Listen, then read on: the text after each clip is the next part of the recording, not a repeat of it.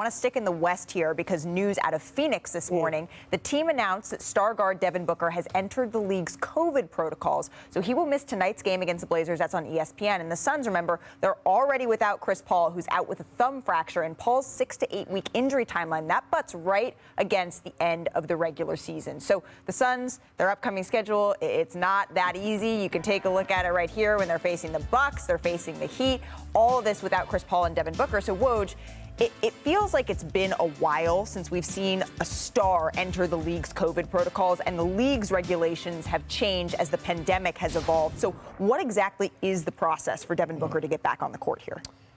Malika, it's essentially consecutive negative tests over a 24-hour period. Okay. He's got to be asymptomatic. He can't be coming out sneezing all over people. Sure. Yeah. Or 10 days. And so, but the Suns have built a cushion. There's 6.5 games up on Golden State in the West, and Memphis is right on their heels in third. And they've got a pretty significant lead on the top of the East. Yep. To have the best record in the league. They can survive not only having Chris Paul out, but however many games it's going to be here for Devin Booker, who has had a huge load over the past year. NBA Finals last year, Olympics this season. He missed some games earlier this season with an injury. But Suns expect to be playing deep into the spring. And I think it's not the worst thing in the world. We certainly don't want him to be ill. We don't want him to have COVID. But I think this is a team that has built enough of a cushion they can withstand not just losing Chris Paul, but Devin Booker for this period. Right, and you mentioned that, the separation that they have as the #1 seed. But, Perk, what's the impact going to be, especially when you're looking at that seeding being without those two? It's going to be difficult, but I think, like Woj said, they provided enough cushion for themselves early in the season. They didn't take it for granted.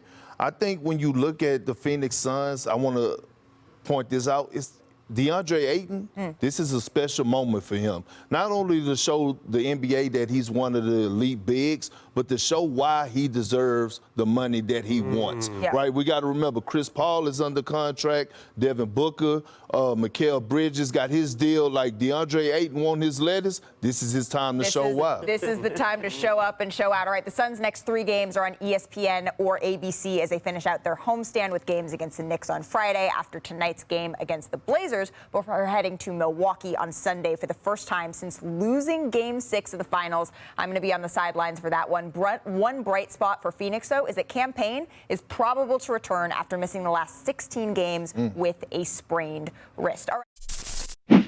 Thanks for watching ESPN on YouTube. For live streaming, sports, and premium content, subscribe to ESPN+.